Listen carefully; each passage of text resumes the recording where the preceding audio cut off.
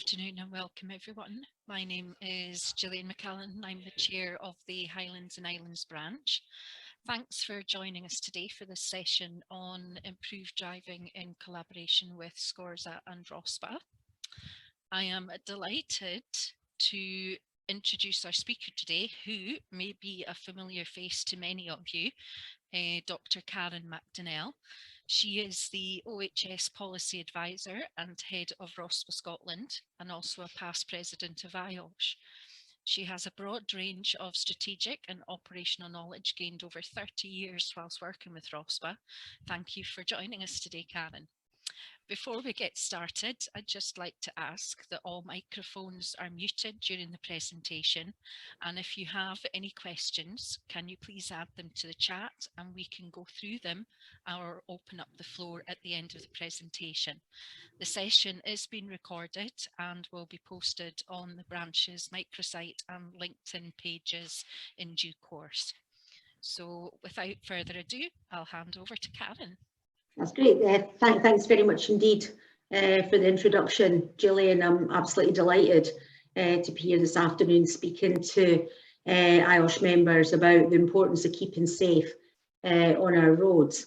The backdrop to this presentation is an approach made by Gillian and John Rowe in relation to some insights that you got from a member survey for your membership in Highlands and Islands, and I've endeavoured to blend those themes in to the session this afternoon. So I'm looking forward to getting sort of exploring the topics with you and getting a greater understanding of how each of us has got a personal and organisational responsibility really to keep safe on Scotland's roads. Just to explain the joint brand at the top of the slide there, you'll see Gillian's explained that, you know, I do indeed work for RoSPA and I'm based here in Scotland, and one of the work streams I'm responsible for the delivery of is ScORSA, which is the Scottish Occupational Road Safety Alliance, and ScORSA is funded by Transport Scotland to provide information, advice, mentoring, virtual events and a whole raft of other benefits free of charge, and that's because Transport Scotland recognised the role that we as organisations and OSH professionals within a ScORSA context really can play in the delivery of Scotland's road safety framework to 2030. The vision for this framework is that Scotland will have the best road safety performance in the world as we move towards 2030. So from a personal and organisational perspective, we can all play a role in this vision and help deliver it on behalf of Scotland's population. And I suppose the title, Keeping Safe on Our Roads, was very much when I was reflecting on the types of things you wanted to get some insights into in terms of road safety being a life skill. You know, I remember learning to cross the road. I'm sure you all remember crossing the road, irrespective of where you're joining us from today. You know, finding a safe place to cross, holding an adult's hand, or finding the pelican crossing or the zebra crossing, whatever it is in your part of the world, to cross the road safely, being aware of what's around about you and then crossing quickly to the other side of the road.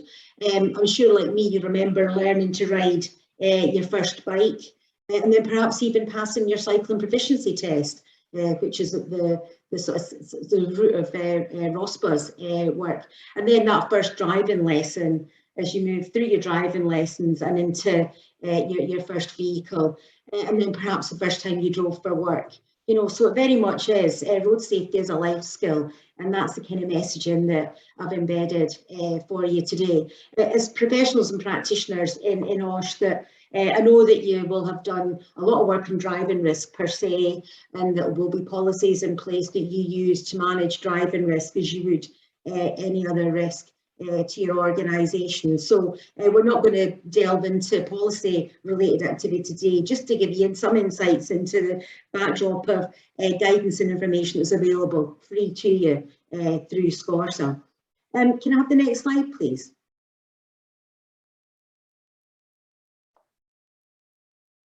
Getting a smile when I see this, because this is very much how my year has been, or 18 months has been since the pandemic hit. You know, ScORSA we're not automatically funded for work. We've got to pitch based on what the emerging data tells us about what's happening in Scotland, about what our work programme should be. So what you see in front of you, and some of you might recognise it, you know, as a junior spirograph. I remember my sister getting one a very, very long time ago now, and it was the height of sophistication. You know, if you can even imagine it, that wheel within a wheel that created patterns with the different size of the outer wheel and the different size of the hub. So ScORSA's work at the outset of the pandemic, we were very clear on where we were going. We were very clear on what the messaging would be. And then, of course, like as everybody else, the pandemic hit, and it became like the, if you just have the next element of the slide, please, Anthony. It should automatically come in, and then the pandemic hit, and all of a sudden there's all these different things competing for our attention. You know, that wheel within a wheel, the importance of keeping people safe and healthy at work, safe and healthy whilst driving for work, became clouded by all these other considerations. And I'm sure that each of you can recognise that. So ScORSA's role has been and will be going forward about keeping driving risk, and however that manifests, potentiate the awareness of the issues and how to manage them on a personal and organisational perspective, and really getting road safety right is at the heart of personal and organisational sustainability. Can I have the next slide, please? So throughout the whole piece, you know, to get rid of the COVID noise, I mean, that second diagram there was then, I remember the introduction of a sort of more adult version of the spirograph, which I had. You know, and there were all these wheels and coloured pens, and you know, that opportunity to create a much more complex diagram and pin them up on your wall, whatever. But that, to me, was typified the noise of COVID, the noise of the pandemic, the disruption to service, the disruption to people's lives, and as I say, at the heart of it, the importance of keeping these key messages moving forward. So, we were encouraging people in ScORSA membership to pause. To prioritise their people and manage the risk of driving as you would any other risk to your organisation.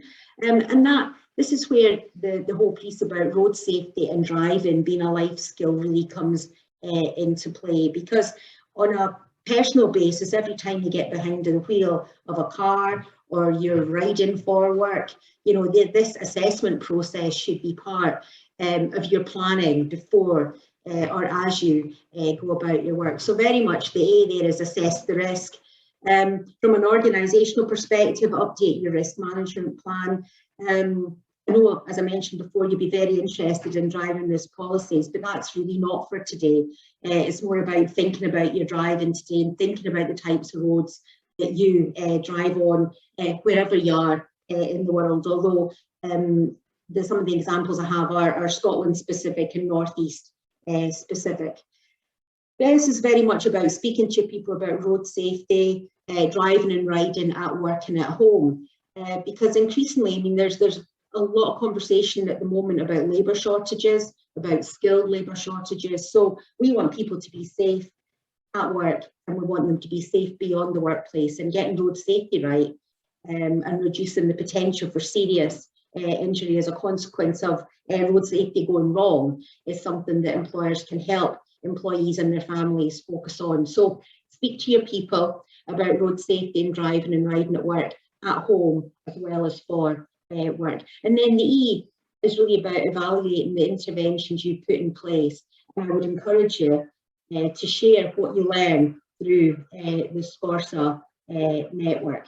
Now the next slide, please. So in terms of road safety and assumptions, I, again, sort of a flashback to reading Isaac Asimov as a sort of maybe early to mid-teenager, and an incredible body of work, a lot of science fiction in there, you know, but some very interesting quotations. And I thought for this afternoon, you know, that this is very pertinent, perhaps reflecting back on the pandemic and perhaps reflecting back on road safety and driving, whether it's for leisure, for personal driving or for work related driving. So I think from a ScORSA perspective, you know, that your assumptions about road safety are your windows on the world, and sometimes you do have to scrub things off or the light won't come in. And from a road safety perspective, the fatal four are four key themes that will keep you, your families and your co-workers safe. So really to think about what you as an individual do about the most common causes of road accidents, and they still are speeding, distraction, so mobile phone use being one example of that, seatbelt wearing, and drink and drug driving. So again, reflect on your driving and think about what your organisation is doing about employees who are, and the word just comes in a lot with speeding. You know, I was just going slightly above the speed limit. There is no just, you drive to the speed limit. So it's having those conversations about these fatal four, which are consistently common causes of road accidents. And then I've got Gillian, open brackets, fatigue, close brackets, because I know that you've already looked at fatigue from Highlands and Island Irish branch perspective. So when you're thinking about these fatal four, how do you manage your risk? What messages do you share with your family and colleagues? Children's attitudes to driving are formed in their early years. So how do you drive when you've got children in the car? Because how you drive is picked up by them and will influence how they drive as they move into driving. So how good a role model are you? And in terms of the fatal four in particular, there is a free to download toolkit that you can use through ScORSA to highlight these issues within an organisational context. So when you're speaking to your fleet managers or your HR managers, and they're saying, you know, we've got a number of people with X number of points, or we're a bit concerned about mobile phone use, you can use this toolkit free of charge to get those messages across.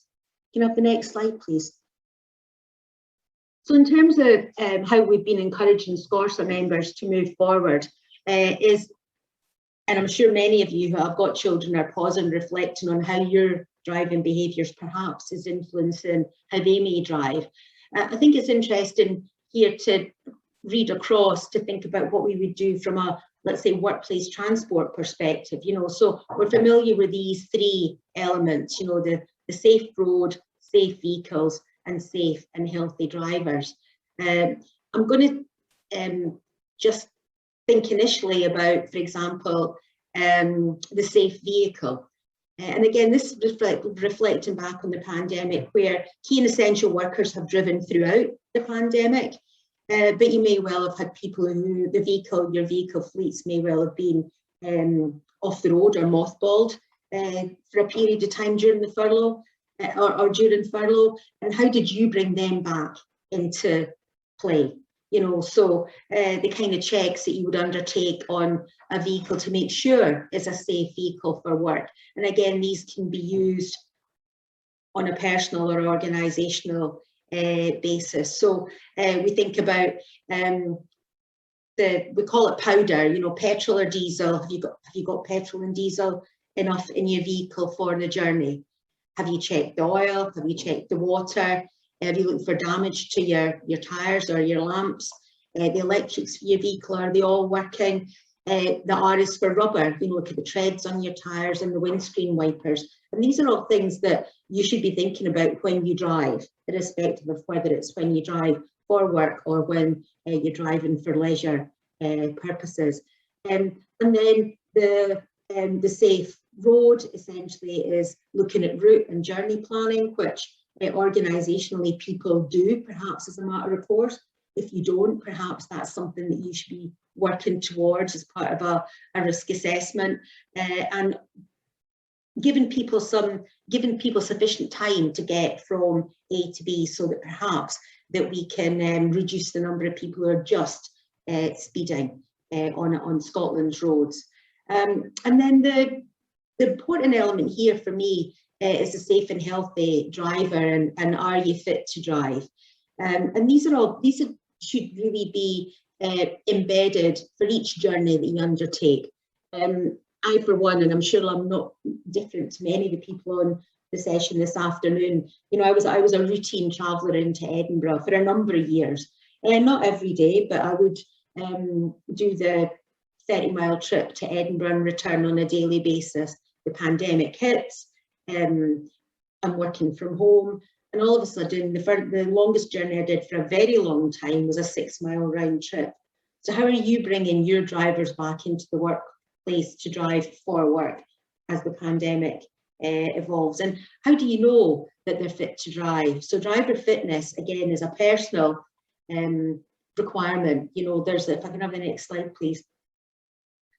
The highway code is very clear, you know, and again, in our health and safety related world, you know, we have sort of guidance or codes that help guide us on the way forward. So these relate to people. This relates to an individual driver. And Rule 91 here applies whether you're at work and also beyond the workplace. So the licence holder, the person who's driving, needs to be fit for work. So consideration of fitness to drive, and the rules, the sort of guidance here about undertaking long journeys between midnight and 6 o'clock in the morning are as applicable in a domestic as they are in a work situation. Taking a minimum break of at least 15 minutes after every 2 hours of is recommended. ScORSA would encourage you to do your journey planning on this basis, so that there is this minimum break of at least 15 minutes after every 2 hours of driving. And that refers also, and we were talking just before we came into the session, you know, about the North Coast 500. You know, that type of discipline needs to be maintained, that you take rests at appropriate points in your journey to make sure you can react in the event of something going wrong in the space ahead of you on Scotland's roads. If you're sleepy, stop in a safe place. I would say if you're sleepy, don't drive. You know, if you're sleepy, tired, compromised in any way, you shouldn't drive until you feel fit to drive. And then the last bullet point there, you know, the 2 cups of caffeinated coffee and a 15-minute nap. Can I have the next slide, please? So as we began to come out of the pandemic, and this is where the resources that are available within a Scotland context and that can be applicable elsewhere in the world, you know, you might just change the backdrop to the message. But as the pandemic, as the restrictions began to ease, and it became very apparent that Scotland's roads would be much more congested because we would have the staycation, where more people are using Scotland's roads, enjoying what Scotland has to offer. But perhaps if you're working in amongst that, there are challenges associated with it. So your journey planning then becomes of a higher importance. So whether you're driving on the North Coast 500 with the motorhome jams on our rural roads, you have to think about the road, this road as a space that is shared. You know, so it's shared with more than one type of road user. So the importance of staying within the speed limits, that the speed limits, I think it's a very positive, important message, you know, that the speed limits are there to be adhered to even in good weather conditions, you know. So I've not been round the North Coast 500, but I've heard people talk about doing it in times that I believe are much quicker than I'd anticipated. So speed limits are there to be adhered to even in the good weather conditions, and the fact that the driving above the speed limit can have serious consequences. There are more vulnerable road users during the summer months, and I think as we move forward and the impact of the pandemic, post-pandemic, the road use might be different within a Scotland context, and as organisations and individuals, we've got to be very aware of that. You know, so the increase in powered two-wheelers, the increase in cyclists, the increase in people walking to and from work if they're within short distances of their workplace. And again, these are all considerations for your organisations to make. I thought I would have, I've given you a flashback to the junior spirograph. I thought now that every time I drive a rural road, I have a flashback to, I only found it this week, I have a flashback to the lyric from a public service broadcast that was, "Don't go parking in a passing place, somebody needs that yard of space." And I'm sure if I could see everybody's faces on camera here, people have a similar longevity to myself would recognise those words. And sometimes it's this type of public service messages that really helps make the importance of keeping safe in our roads stick. So if we could maybe have a look at that, it's from 1973, so it gives you a chance for a reminiscence as well.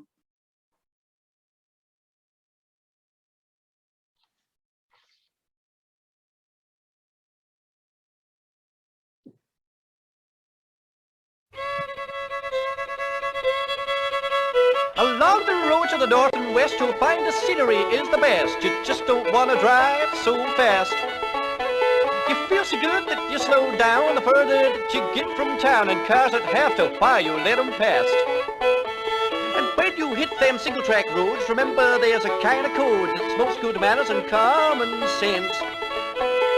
Never go parking in a passing place. Somebody needs that yard of space. Cause obstruction and friends, you commit an offense.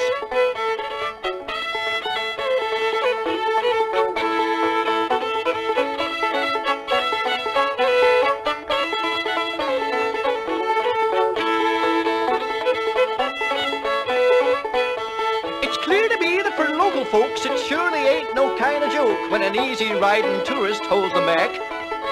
My advice to you is let them through. You ain't in no hurry, they got work to do, and that means you get off that single track. Flash that flasher, put on them brakes, and draw right into that passing place. Thank your lucky stars that you're on holiday. He'll toot his horn and give him a wave, that sure is how the tempers are saved. Indicate right and carry on your way. Yee-hoo!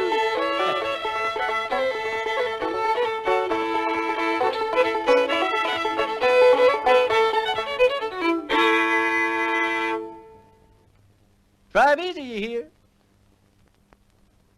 And the thing is, those messages are as relevant today. And that road that you saw there, I'm fairly certain is still there in the same format. So we have to be very aware of those, the fact that the guidelines are there to support us.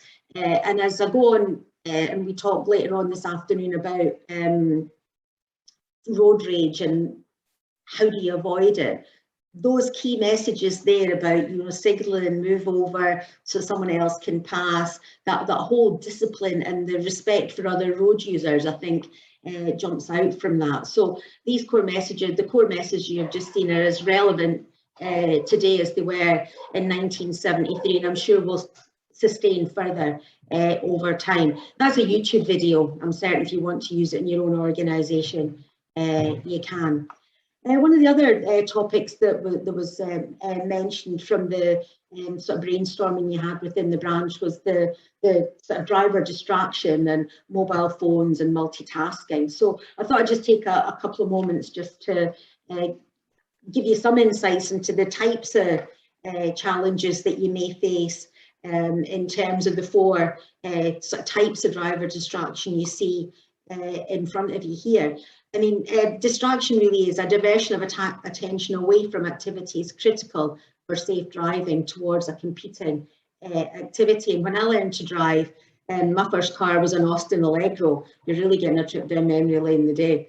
And there were very few distractions in it because cars were very basic then. You know, they met all the requirements to be safe and fit for purpose and on the road, and you do your vehicle checks, but there were very few distractions because operationally they were very simple. And now what we have is we've got a very sophisticated vehicles that we drive for work with a number of different things we've got to consider as we drive, and they tend to fall into these four categories here. You know, the visual distraction, where you look away from the roadway because something else has attracted your attention.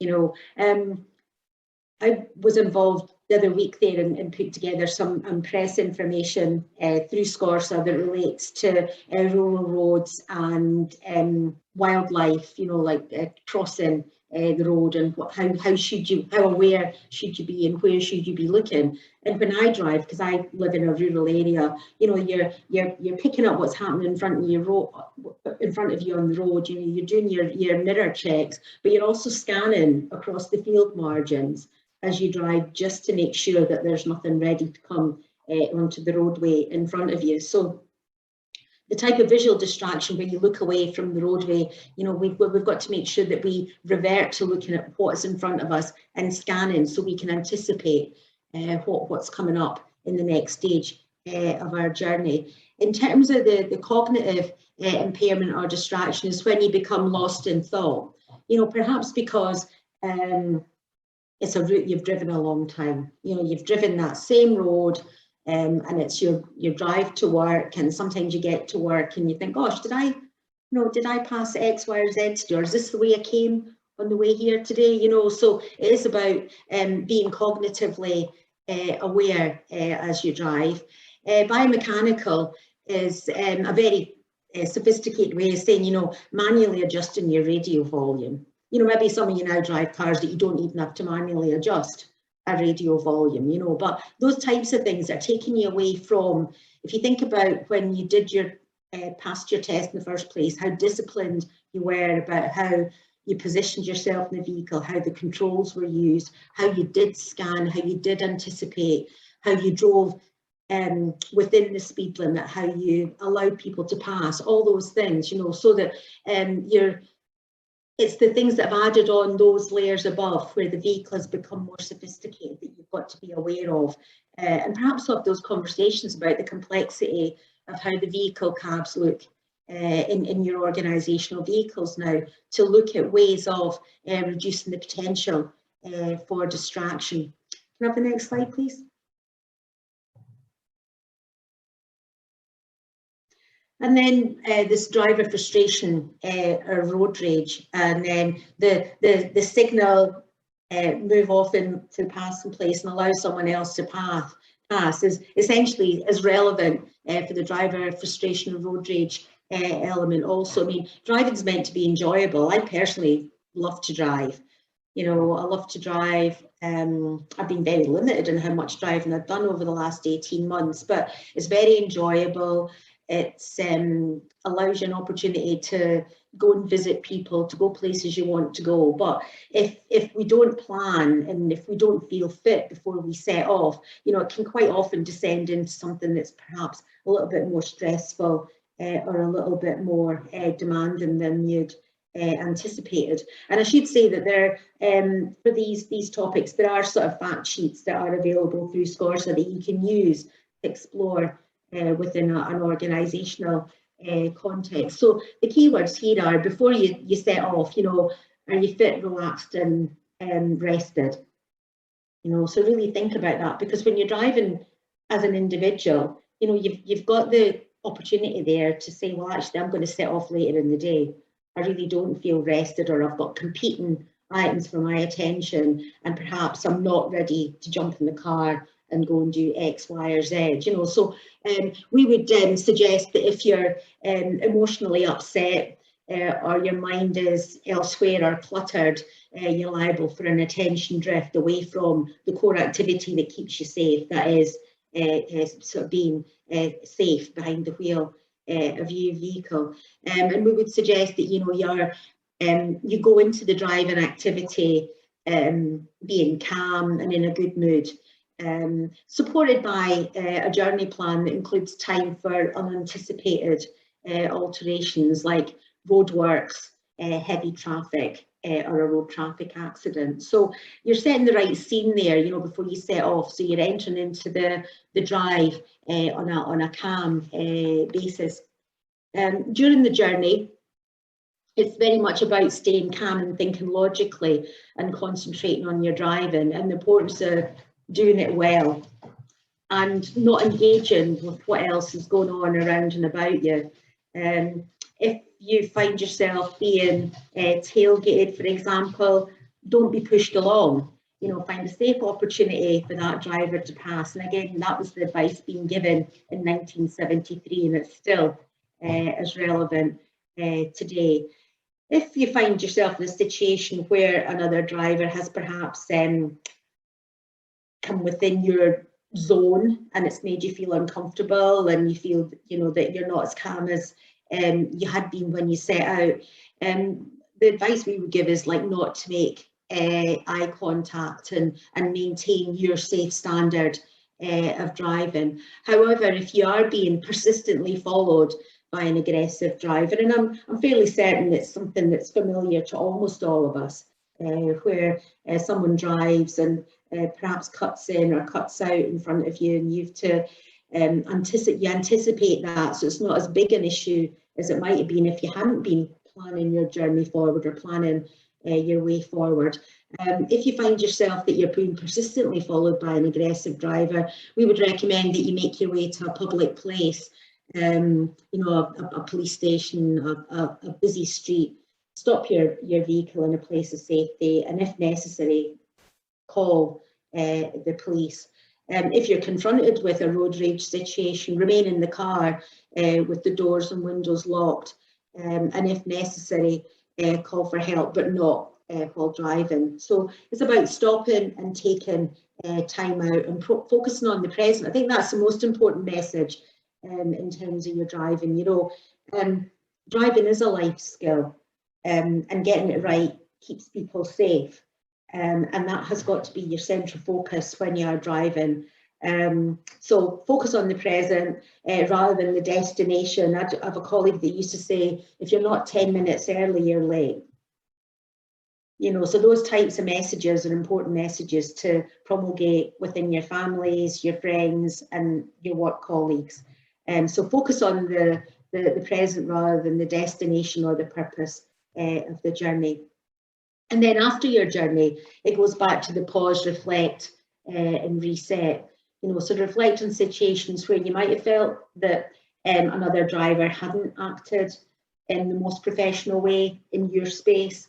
How does that situation make you feel, and how's it impacted on your actions? Because we all know we've had journeys where we've not got to our destination in the allotted time frame. We've had other things happen to us as the journey's evolved.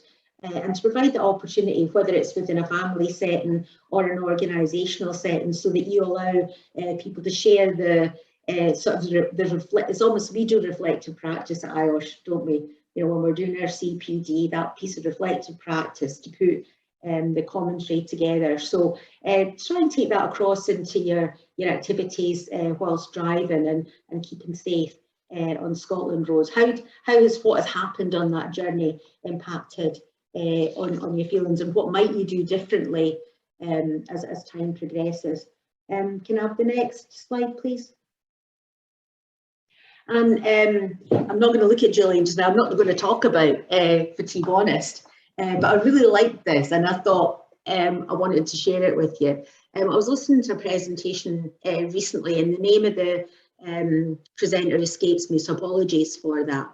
And they used the short form, and it was in an NHS setting about people driving home post shift, so working shift, and thinking about halt. Are you hungry? Are you angry? Are you late? Or you're tired? Should you drive? And I think that is a perfect, when I heard that, I thought that's perfect for anyone who drives, whether it's as an individual or driving on behalf of the organisation. So if you're hungry, I know Anthony and I aren't because we had lunch earlier. If you're angry, something's frustrated you. If you're late, phone and say you're going to be late and try and readjust things. Now, not everyone has that opportunity, which is for us as organisations to think about, and also if you're tired. So I thought, I'm not going any further into fatigue, but I really liked that, and I thought it was a really good watchword that we could perhaps, you could take back into your organisations after today, and it's universally applicable. Can I have the next slide, please? So I just thought I'd give a little bit of topic specific in each of the three here again, about improving the situation for people who drive, whether it's personally or as part of an organisation. Driver health has been a huge focus during the pandemic, and we covered Rule 91 earlier. The first ScORSA webinar in the series this year, we're running 8 free webinars between August and March. It was actually focusing on driver health. And when we first put it together, it was like, driver health? I'm saying, but the person behind the wheel. has to be safe and healthy, and it's them as the driver of the vehicle we've got to really consider. And it is about putting people, and we say it, you know, I'm going to say put people at the heart of sustainability. You really have got to, you know, so to reflect on driver health. And we had a presentation about diabetes and driving, and the challenges of diabetes in the population and the diabetes in those who drive for work. And the other comorbidities that people bring to work with them, whether it's high blood pressure, you know, these things that are in this physical being that they then come to work on behalf of your organisation. So to have that conversation around and about driver health is really fundamentally important. And then we've got the white van there. I've been speaking recently through ScORSA to the North Safety Camera Unit that's based up in Highlands and Islands. And they've been doing a lot of work on LGVs. There's been a lot of talk about HGVs over recent months and weeks. But the explosion in LGV drivers fueled by shopping and the pandemic shopping behaviours, which we've seen literally explode on Scotland's roads. The feedback on LGVs on the I need to have a look here, is the A90 and A9. They found at least 5 days where 90% of detections were LGV classified vehicles. And lots of them are people driving for work. So how do you manage this element within your workplace? You know, if you're managing your fleet, are you looking at road risk? Could this be your drivers? How do you make sure? Some drivers have been detected 5 or even 6 times. So is it your drivers? Could it be your drivers, or could it be you? And when spoken to, the drivers are saying they claim not to know the limits, that they're in a hurry because they've got unrealistic expectations. They're just a little bit over the speed limit. They're tired, or they're under pressure from their managers. So could that be your organisation? So how can you help after today? The camera unit has got items for change that we can ensure you get, that include a dashboard sticker that reminds people what the limits are, and posters that can be put up in common areas if you are indeed back to using common areas in your workplace. So you can help by raising awareness of speed limits, having realistic expectations of those who drive for work. And the third, and probably the most salient point for everyone here, is the reminding drivers it's their licence. You know, so the driving licence is for you as an individual, and points on the licence, your livelihoods at stake. So how can you help? It's a simple ask for the organisations that are present today, Gillian, to look at speeding as an issue, and perhaps encourage people to take those messages home with them. We've heard a lot about the labour shortages in terms of HGVs. There have been temporary relaxations to legislation that not all fleet organisations have taken up on. And ScORSA's concern is that last hour. We have a concern about last mile accidents, because the evidence is there about the last mile of a journey being the one that is potentially most likely when people will have an accident. But that last hour, irrespective of what time of day it is, the last hour that somebody drives that is in addition to what they've done previously, how are you managing that on behalf of your organisation? Can I have the next slide, please? So just in closing, to give you some, I always say in closing because it's always good for the chair to know that you're just about to conclude. Please get connected to ScORSA. You know, we're working with the wider road safety network in Scotland to ensure we move towards our ambition of having the best road safety performance in the world. There's a whole toolbox of information there for you. There are people, actually real people, that can speak to you about what your issues are and connect you to people that you might be able to get a mentoring opportunity from. We've got lots of case studies and information that really can make a difference for you and your family. So can I have the next slide, please? I just thought I'd like to finish by showing another Road Safety Scotland clip and about how important it is to be hyper aware on our country roads.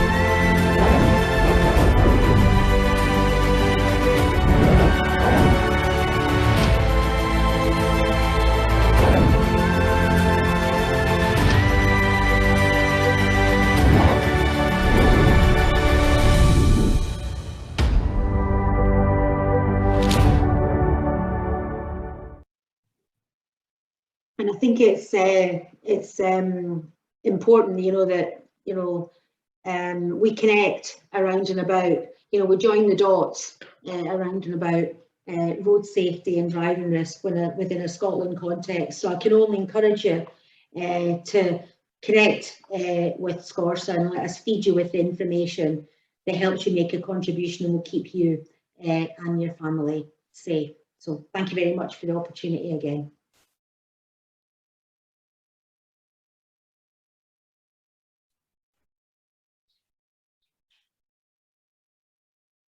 That's great. Thank you very much, Karen. Much appreciated.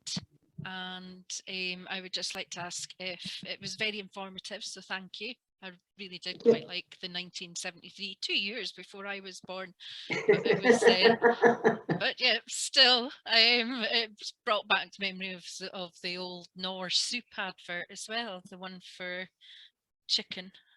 Chicken soup or whatever it was, pea and ham from a chicken. Pea and ham from a chicken. That's it. I'd just like to open up the floor and see if anyone has any questions for Karen, or if they want to ask her anything specific in relation to what's been covered today. Karen, I had a question actually. This is probably more a concern for Glasgow than the Highlands and Islands, but just out of curiosity, I was wondering if ScORSA had anything to do with some of the road closures or consultations that would have taken place in preparation for COP26. We've not had any direct involvement with that. I mean, we're part of an operational partnership group that exists in Scotland that looks at road safety in its broadest possible context. So we're part of a network that will have been involved in putting all the plans in place.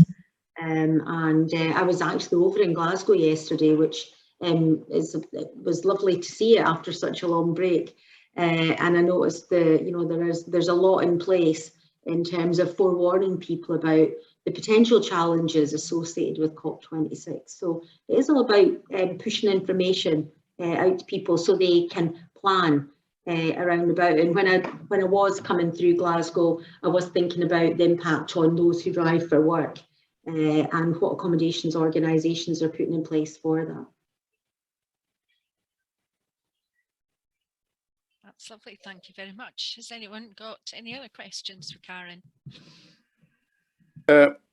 I've got a situation to share with you, and it's also about pre-planning by local authorities.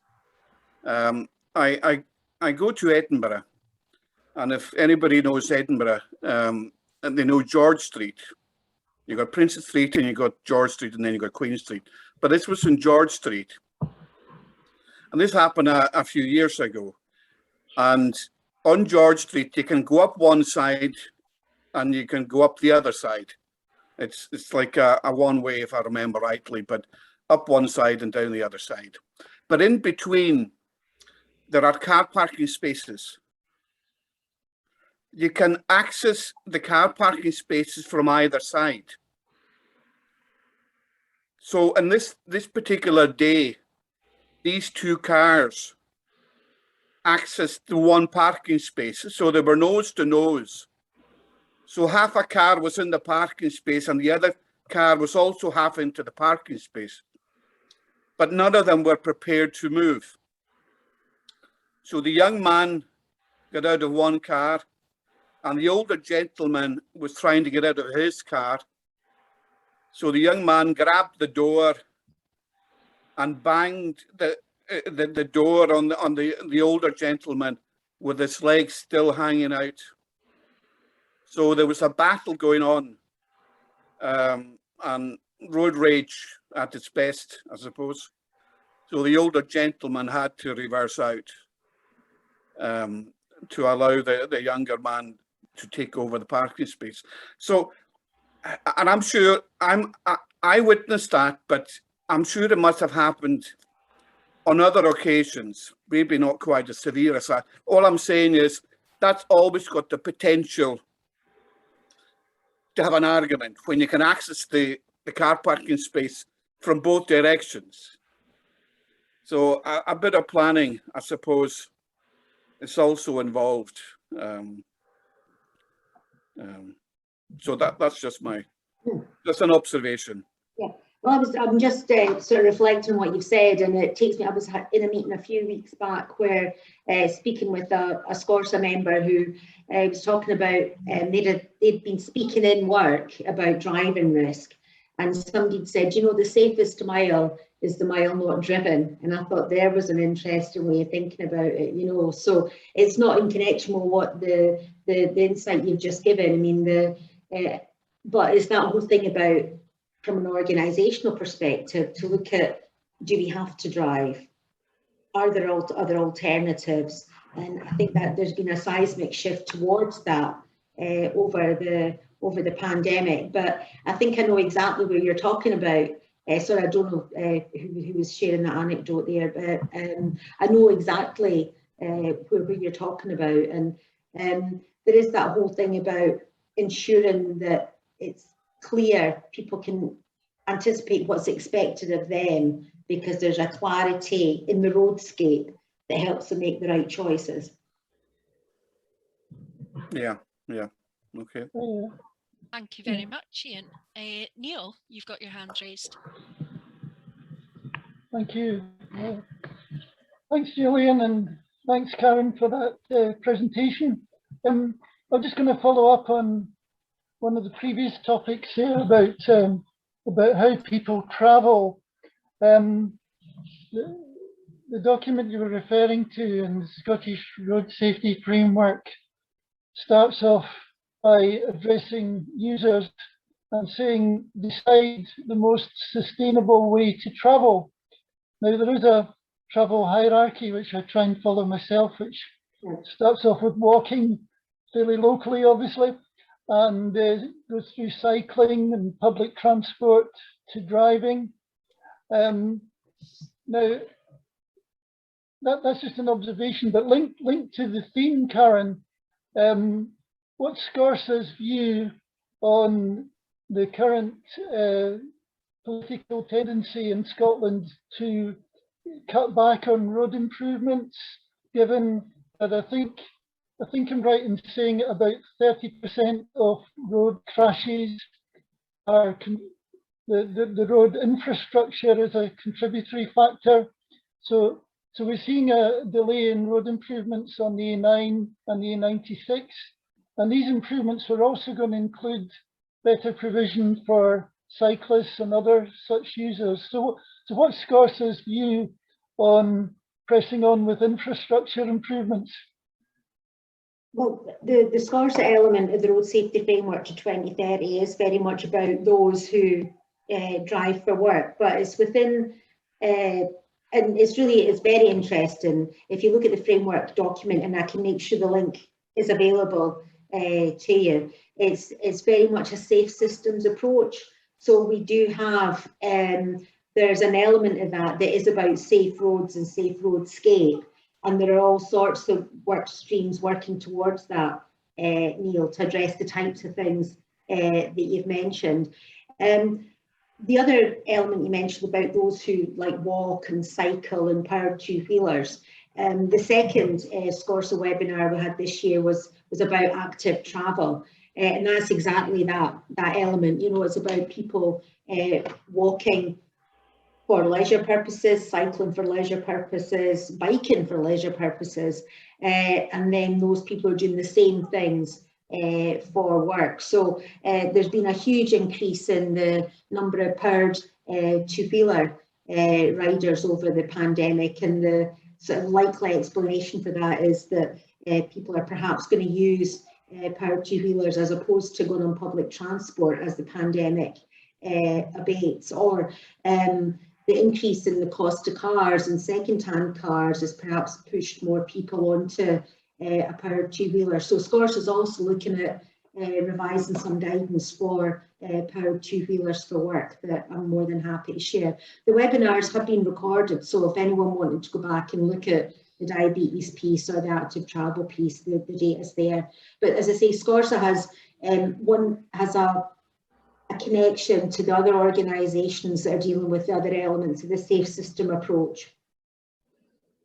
Yeah, and just a point on that, when you say powered two-wheelers, there's different restrictions on scooters, electric bikes, and also powered mopeds. Are you referring to all of these, Karen?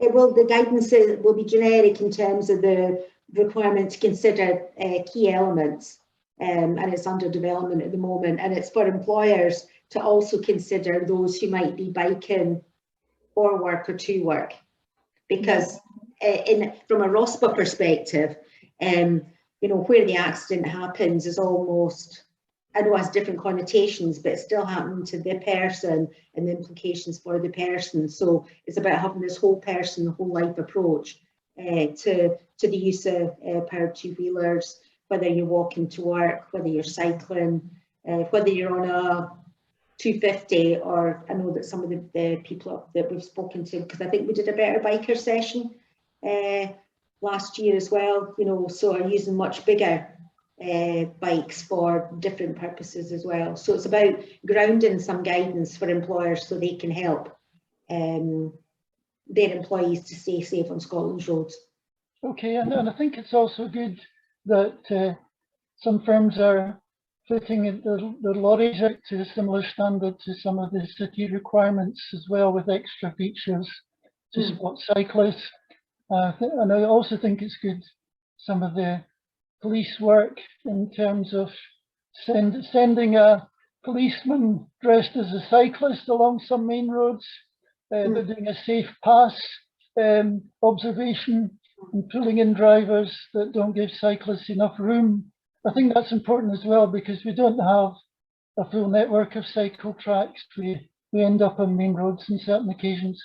Yeah, I think the important, like the point you make is really valid. You know, it's a shared space, the road space, and the concern that the road safety community has had as the pandemic, you know, our key and essential workers have continued to use the roads, and we've got more people using active travel methods, and we've got more vehicles going back onto our roads, and the roadscape might not have changed, but the way we're having to share it and the considerations that we've always had to make, but may need refreshed within individuals and organisations so that we can keep our people safe. Okay, thank you. That's great. Thank you very much, Neil. Ian McCaskill, you've got your hand up. Yeah, thanks. Can I just ask, I was trying to look at the website just now, Karen, and I can't get onto it. So is it Is it like an information website, or is it something that we have to formally register to join, or how does it work? There's a joining button on it, on the landing page, and you should be able to. But I can get something sent round.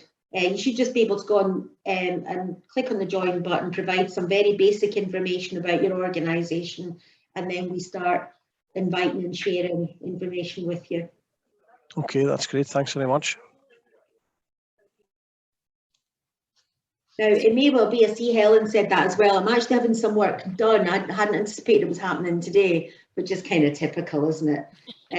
You know, just having a website refresh, because we've got funding to have the web pages updated and make it easier for them to navigate. So I'll make sure that maybe through Anthony we get the information sent across, and through yourself, Gillian, if that's okay.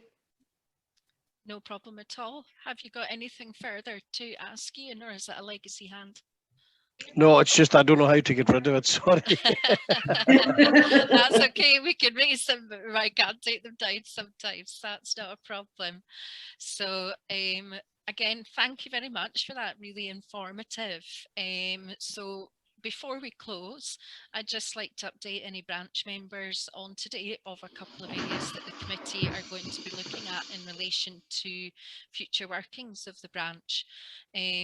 IOSH HQ have given us the go-ahead to look at a hybrid programme for CPD events going forward. So this will be a mixture of holding some face-to-face and continuing with the virtual CPD sessions. So committee meetings over the next little while will be taking the basis of planning in those and seeing what we can do, and we'll keep you updated as and when information and details are finalised. I'd also like to make those aware that Inverness Chamber of Commerce are hosting their annual Highland Business Awards on Thursday, the 25th of November. It's taking place at the Dramossy Hotel, I believe. They are seeking nominations from businesses and such like across the region, including an employee wellbeing award. So nominations close at 5 p.m. on Friday, the 29th of October.